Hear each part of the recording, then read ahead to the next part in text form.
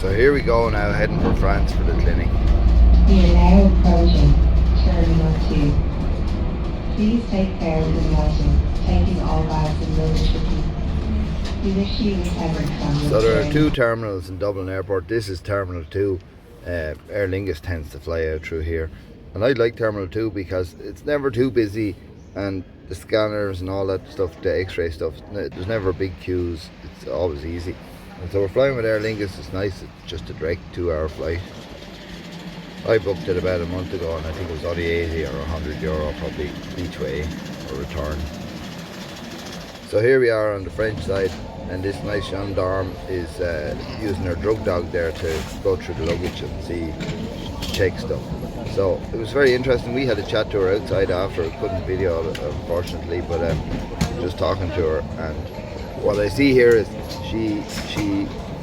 the dog finds the bag and he indicates on it, and it's a setup. I can kind of guess that, but he indicates on it, and you can see that she gives him the reward, which is just a little tug. So it's the same as us with our sheepdogs. When they give us what we want, but we give them a bit of what they want. So it's an indirect reward. So you can just barely see her throwing the dog the tug. See, he has it now. He's happy. He's got what he wants, and we have the supposedly drugs. So Ed brought me to his wine gas station, but first we look at this lady grafting vines. Ah, voilà. Let me video it. Oh yes. I don't know. Oh yeah. Et après, tac. And what's this stuff? Et combien de temps tu les laisses? 10 jours, à peu près. Ouais. 10 days. 10 days. 10 days, And yes. what it is they heat it up so that the sap from the two Yes. All get the same temperature. gets working and Yeah. binds. Oh yes. And then after 10 days, from experience, they know that works. That the sap has been able to bind together. Yeah. And then they bring it out to the hot room and put it into a normal temperature. Yes. And then hopefully Et it après, works. voilà. Et après, tu les plantes en terre. I said afterwards then they put it into another wax, and afterwards just like that they stick it in the ground, and normally it Et là, works. tu auras les Taux de réussite sur 100. à peu près 50%. 50%. Said you got 50. They have a 50% success rate. Oh yeah. It depends. Yeah. In Saint-Emilion, for example, Saint-Emilion, the vines will last 35, 40 years, whereas the lowland ones, where it's more intense, Yeah. 25 years you get out of them. So that's just a little bit of the grafting process. Now we're going in to get Ed's wine, his gas station wine. Have a look at this. C'est un peu de la sève qui sort. Parce que les boutures, avant de les greffer, il faut que So these big stainless tanks are full of different wine. There's a bit of rouge, there's a bit of rosé, or a bit of white, and then you watch now. She'll just pour it out of the pump here like it's petrol. Parce que moi, faudrait que j'y retourne. Mais là, c'est chiant, faut que je fasse un passeport maintenant. This is very funny. Yeah, I thought you'd like this one, Daddy. Hein? It's the Ah, il prend. wine petrol station. Ah, le French is wine. Comme l'essence. Pas trop plein. Oui, oh là là, tu me saoules. T'as qu'à faire attention. Je voulais attendre que la belle-fille à mon frère elle ait 18 ans. Parce qu'elle voulait aller au truc à Harry Potter, tu sais. Ah. Aussi. Et le problème c'est que là maintenant il faut le passeport et elle il va falloir, vu que j'ai pas vraiment... Prends bien d'avance, hein, parce que... So now for a bit of rosé. You don't need as much as that. So 2 1.5 litre bottles of wine. So Ed said to me that, say there's these 2 1.5 litre bottles and those big 3 litre ones, I guess they're 3 litres. Maybe they're 5, another 5 litres. So say it's about 13 litres of wine. Might have been like €13 or something, €15.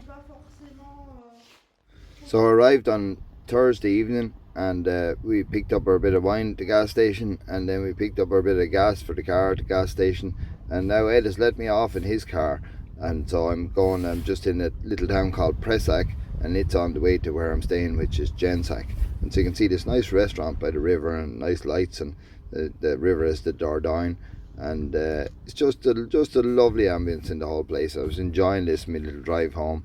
Probably about 9 o'clock at night or something like that, So here I am now just in Gensac, and so all these places in the Dordogne have this, you know, this lovely kind of creamy coloured stone, and this is a kind of a clock tower. You can see the little cock on the little weather vane cock on the top of it there. So now it's Friday and the clinic doesn't start till Saturday and Sunday. Well, Saturday and Sunday is the clinic. And so I'm just driving down the road. You can see all these vines that the boys were grafting here. This is, you know, the whole place is full of these vineyards and cool old architecture. And I'm just cruising down the road here. It's a kind of a wet Friday morning there, and it's lovely and relaxed. So I just took Ed's car and I'm in the little town of Duras. It's not too far from Sauvignon, and well, not too far from Gensac, where the clinic's going to be, about 20 minutes away. And they have a real nice chateau here. Fortunately it doesn't open till about 2 o'clock. Otherwise we're going to have a look at that. But I'm going to get a bit of breakfast here. I'll have to brush up on my French there and see can I order some petit déjeuner for myself, even though it's about 11:30 now. So here's a little look at the chateau that wasn't open. You know, maybe I'll see it the next time I'm back. Might go over with Phil and the boys there for a look now in March. So this place is just full of this kind of architecture. Je suis en France. Where am I? In the middle of France somewhere, the Dordogne. But it's lovely, we've got all these old buildings. I'm gonna flick it up the street here, you see this. Isn't that say a très gentil? Or tranquille, or one of them things anyway. Je suis en France.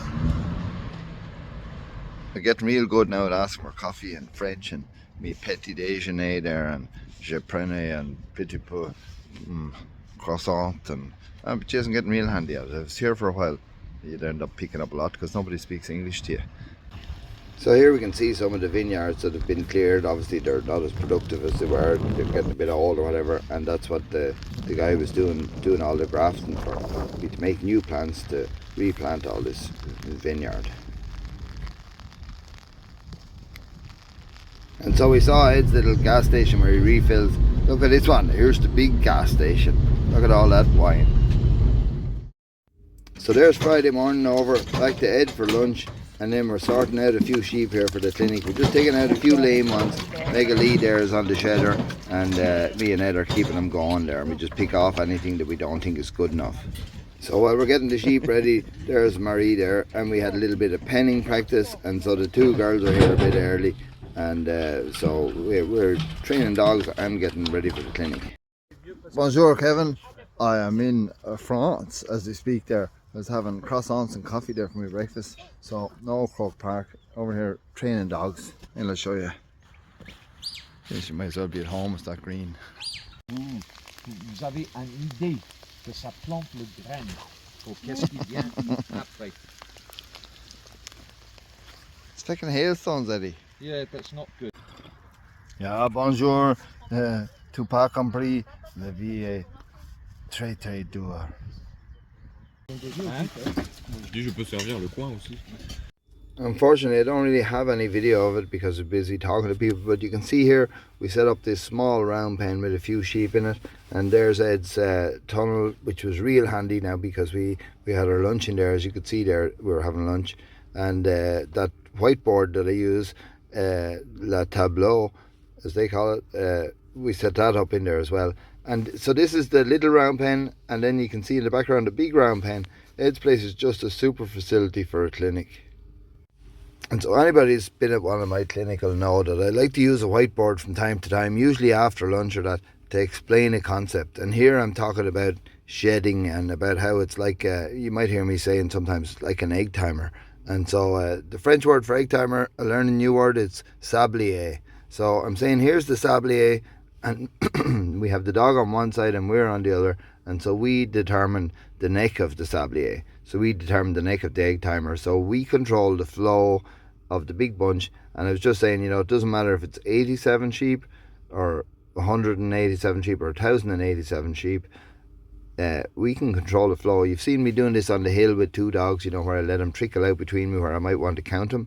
And then you've seen me, if you've watched the World Trial, you've seen me doing it in the shedding ring there of the international shed, where we've got to let off the sheep that we don't want. Well, it's this sablier effect is the thing that we're using to our advantage. And so what I'm trying to explain to people here is to think about trying to, what are your sheep thinking about? Well, the sheep want to escape. So let's use that to our advantage. Let's think about how can we set it up so that the sheep think they're escaping. And so we use that to our advantage. And because I find that a lot of the time people now don't, especially in clinics, they don't think about the sheep. They don't think about what the sheep is thinking. And so if we start thinking about what they're thinking, we can be much more effective in our work. And so now you can see here how our tableau effect works, and you can see we've just had lunch there and we're sitting around now before we go back out. Saturday was lovely. It was lovely and sunny. It was just a perfect day for a clinic, most of it. And then Sunday was the opposite. It was wet all day, so I don't really have any photographs or videos, especially from the wet. But I tell you, one thing that impressed me greatly was, despite all the rain, everybody stayed there and everybody stayed out watching. I like, when I do a clinic, I like to be able to engage the audience as well, to keep them up to speed with what's happening. And so when it was in the rain and everything, I was thinking, everybody be huddled in the tunnel, but not so. No, they're a very determined bunch, and that's great. When you see people that are that engaged, it encourages you to try and help them as much as possible. So we set up for the sablier effect in a few different ways. We had them from that big round pen trickling over to the little round pen, and then we also set up right beside a gateway, because Ed sheep are, they're a little bit trained to everything too, and they can run around as a bunch. They're not used to being shed. So I'll show you the way we set up close to a gateway to try and help it to our advantage. And the reason we set up close to the gateway is we want the sheep to think, hey, there's an opportunity to escape. But now, in fairness to our handler, I'm going to show you a little bit of video here. Her dog wasn't, he's maybe not shedding really good, but this little exercise, if she practices it, that dog could get like, he just come through like a knife. Lie down. Yeah, lie down.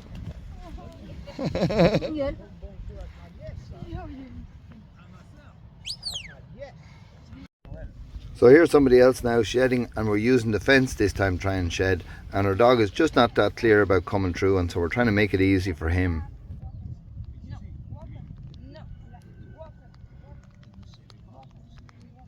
Now stop the dog.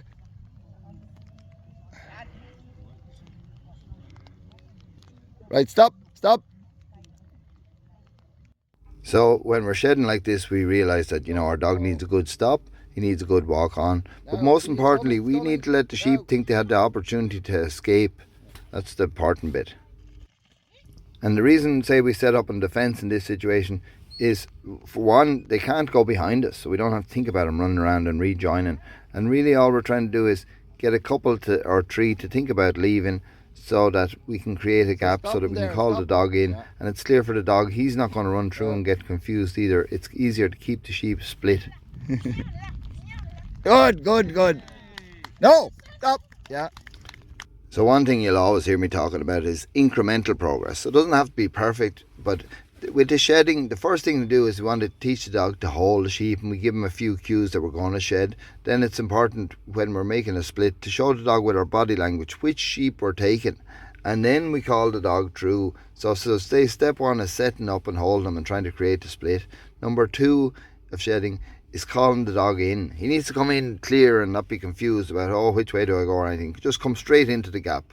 So that's number two. And then number three is let him walk on. So that little video clip, when she called in and got the shed, I said, stop him, because we just want to make that bit clear before we go on to step 3, as we call it there. So there's kind of the 3 stages there. But the whole thing at the shedding at the start is to make it clear for the dog, and make it clear with your body language, and make it clear with your commands, and don't be trying to do 3 things at once. Just break it down into simple, and then we can build it up as the dog's understanding grows, and build up the complexity of it.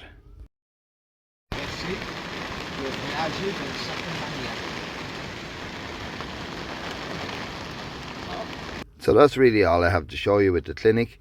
But you see on the last day they were all wearing these big raincoats, and so the clinic decided, the group, the Sheepdog Society, they agreed to buy me one of these big raincoats because I was so impressed with them. And I've been using it at home. I was using it yesterday out on Hef's Hill there, training Dale. I think that might work there as long as the sleeves are on enough. Oh, I think we're rocking, are we? Well, they got a bigger one if you want. I don't think I need a bigger one. What do you think? Oh, very good.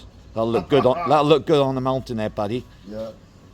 But you know, if you got a big jumper or something underneath, they got bigger ones if you want. I think it's good now because I have 2 jumpers on there. That's good. Good. Yeah. So. Merci beaucoup. Très bien. Bon, il y a eu de Daniel. Ouh. Oui, mais bon, on avait beaucoup de détails. So then, just as we were driving past Sant'Emilion, I think it was, near it, we saw these boys out working in the vineyard. I'd seen them on Friday too when I was driving around. But I said, Ed, stop the car here. I want to get a video of these fellas from me TikTok. Because I wanted to make a little video of me TikTok of my new raincoat. But you can see these boys here wearing the very same coats, and they're out pruning and just maintaining the vines. They're obviously getting them ready for the spring and getting stuff in order. And so now I'm back in Dublin Airport, waiting for my little bag to come back out, and then I'm ready to rock. So now that's it, clinic all over, and back to work tomorrow. It was good there, a little bit of, you know, no panic sort of on there, out about lunchtime on Thursday, a little bit of Friday to enjoy the morning, and Friday afternoon to get a bit set up for the clinic, work a few dogs. Saturday and Sunday all go from sort of dawn till dusk, and dinner and stuff like that then at night. It's a heavy sort of a weekend. And then this morning before we left, did a little bit of work with Ed and his 2 dogs, and off to the airport and had a big lunch and on the plane and back home now. So